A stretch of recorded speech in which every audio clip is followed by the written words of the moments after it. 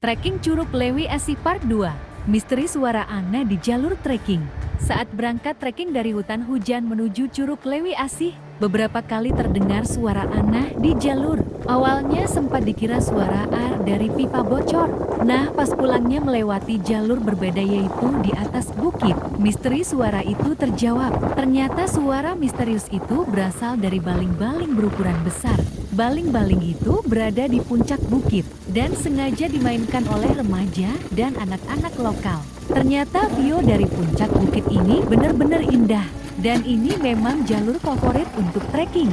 Jadi suara baling-baling itu menambah keseruan ketika melintasi jalur atas bukit.